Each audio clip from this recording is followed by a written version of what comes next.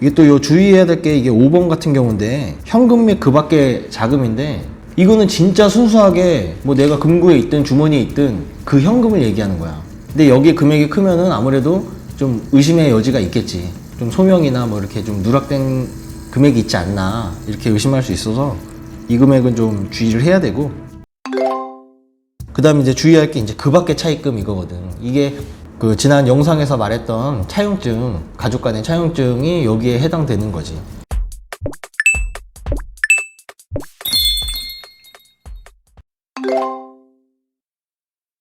규제 지역이라고 해. 투기 과열지구나 뭐 조정 대상 지역 이런 규제 지역에 대한 주택을 살 때는 금액이랑 상관없이 그 돈이 어디서 나서 어떻게 조달을 해서 이 집을 사냐 그런 계획서를 써서 제출하는 거거든.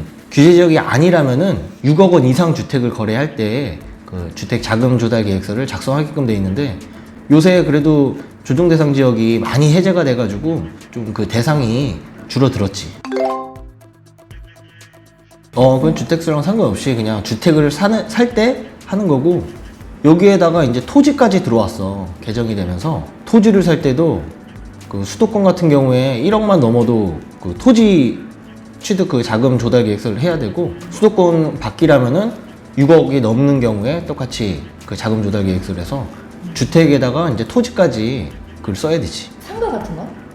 상가는 안 쓰지.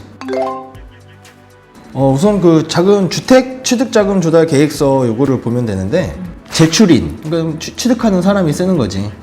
그리고 이거는 그 부동산 계약하고 30일 안에 제출을 해야 돼. 좀 기간이 있어가지고 이게 잔금 치르고 하는 게 아니라 계약하고 나서 하는 거니까 그렇게 보면 되고, 그리고 보면은 이제 1번 해서 자금 조달 계획이라고 있어. 이게 다시 또 두 가지로 나뉘어. 자기 자금이냐 차입금이냐, 내 돈이냐 뭐 빌려온 돈이냐. 내 돈 같은 경우는 금융기관 예금액, 내 통장에 있는 그냥 잔액 그거를 적으면 되고, 주식이나 뭐 채권 매각 대금 같은 경우는 이제 내가 이제 주식이 몇 주 있었는데 이거를 이제 팔아서 그걸로 융통을 하겠다 한다면 그 금액을 적으면 되고, 그다음에 증여나 뭐 상속받은서 자금을 조달하겠다 한다면은 그 금액 써주면 되고, 이게 또 요 주의해야 될 게 이게 5번 같은 경우인데 현금 및 그 밖의 자금인데 이거는 진짜 순수하게 뭐 내가 금고에 있든 주머니에 있든 그 현금을 얘기하는 거야. 근데 여기 금액이 크면은 아무래도 좀 의심의 여지가 있겠지. 그렇게까지 현금을 막 몇천만 원씩 보유하는 사람은 없으니까. 여기가 좀 금액이 크다면은 좀 소명이나 뭐 이렇게 좀 누락된 금액이 있지 않나 이렇게 의심할 수 있어서 이 금액은 좀 주의를 해야 되고, 그리고 6번에 이제 부동산 처분 대금도 있고, 이것도 이제 부동산은 이제 앞으로 내가 갖고 있는데 이제 갈아탈 때 요거를 이제 팔아가지고 그 돈이 들어오면은 여기다 하겠다 그렇게 해서 작성을 해. 요 금액들을 다 해서 7번에 이제 합계가 되고, 요 돈이 이제 부족하면 이제 돈을 빌려올 거 아니야. 일반적으로는 이제 금융기관 대출이 가장 많겠지. 그래서 뭐 주택담보대출이라든지 뭐 마이너스나 그런 대출을 얼마씩 빌렸는지를 쓰면 되고, 그 다음에 임대보증금 칸에 뭐 우리 갭투자라고 하잖아. 그 임대보증금이 있는 상태에서 한다면은 그 돈 안 줘도 되니까 그 금액을 적어주면 되고, 뭐 회사 지원금 사채 이런 거는 뭐 해당되면 그 금액 적으면 되고, 그 다음에 이제 주의할 게 이제 그 밖의 차입금 이거거든. 이게 그 지난 영상에서 말했던 차용증, 가족 간의 차용증이 여기에 해당되는 거지. 그러니까 대출이 규제가 있다 보니까 이 그 밖의 차입금이 여기에 이제 작성될 수밖에 없어. 빌려온 돈이라면은. 그래서 여기를 작성하기 위해서 차용증이나 그런 거를 준비를 해야 되는 거고, 이렇게 해서 뭐 자기 자금과 차입금 해가지고 밑에 이제 조달 방식인데, 이거 같은 경우는 뭐 실제로 계좌이체를 해준다든지 아니면은 그 아까 말한 갭투자처럼 임대보증금을 내가 인수를 한다든지, 여기도 17번 같은 경우 또 이제 그냥 실제로 그 돈다발로 지급을 한다 이렇게 작성을 하는 칸이 있는데, 여기도 너무 현금이 많다면은 조금 이상하게 볼 여지는 있지. 그것만 주의하면은 이렇게 해서 작성을 해서 제출을 하면 돼. 그런 데서 먼저 1차적으로 검토를 하고 거기서 소명 요구도 해. 그러다가 이제 좀 문제가 있다, 이거는 세금 쪽에서 좀 탈루한 부분이 있다 하면은 이제 국세청으로 통보를 하고, 국세청에서 다시 검증을 해가지고 자금 조달 계획서나 뭐 소명 안내문 같은 게 나갈 수 있지.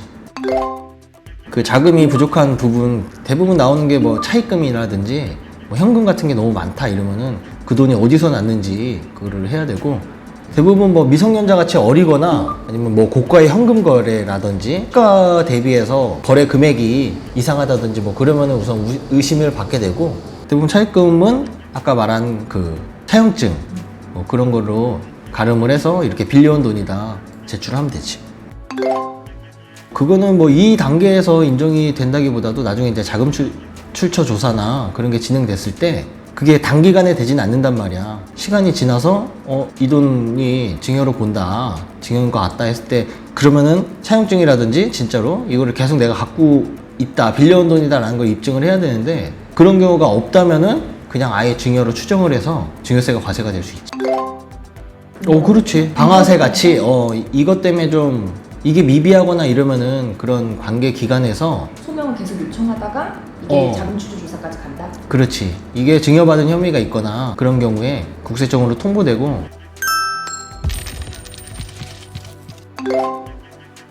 우선 이 자금조달계획서는 내가 사는 그 금액이랑 딱 맞아 떨어져야 되거든.